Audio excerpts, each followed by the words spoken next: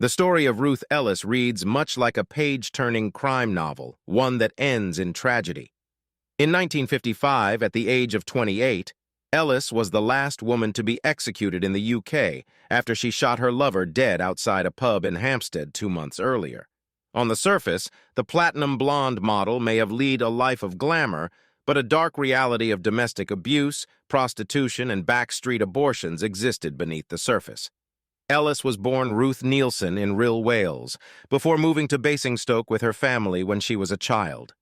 Falling pregnant to a Canadian soldier at the age of 17, Ellis was desperate to support herself and started working as a nude model before becoming a nightclub hostess.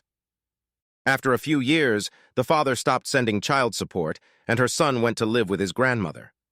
Later that year, she married a divorced dentist named George Ellis. However, the 41-year-old alcoholic was convinced that Ellis was cheating on him, and their relationship became violent. Before the couple eventually divorced, Ellis gave birth to their daughter, Georgina, in 1951, but her husband refused to accept the child as his. Returning to her parents' house, Ellis once again turned to sex work to make ends meet. 3 years later, back in London, Ellis worked as a manager of the Little Club in Knightsbridge. Here, her relationship with the 25-year-old upper-class racing driver, David Blakely, began. The beginning of the end.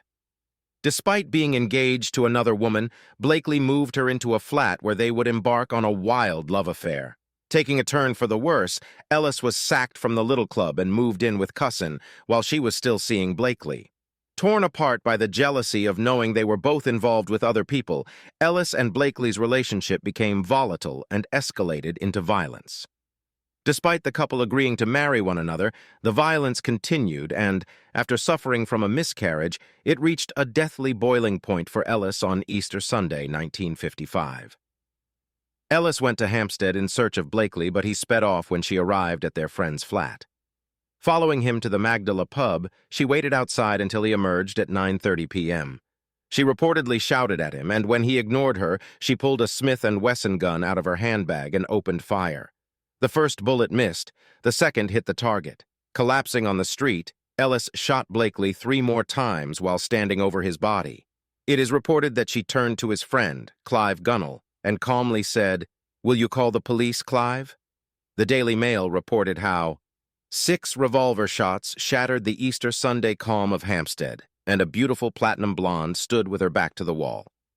In her hand was a revolver. Ellis gave police a full confession, and less than 2 months later found herself in the dock of the Old Bailey. When asked what she had intended to do when she pulled the gun from her handbag, Ellis replied, "It's obvious when I shot him, I intended to kill him." It was the statement that sealed her fate, and she was found guilty of murder and sentenced to death.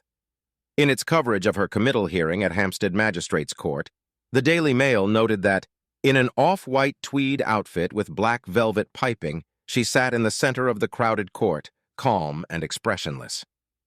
The verdict caused a public outcry, with 50,000 people signing a petition calling for the death penalty to be reprieved. It fell on deaf ears, and Ellis was executed at Holloway Prison on July 13th.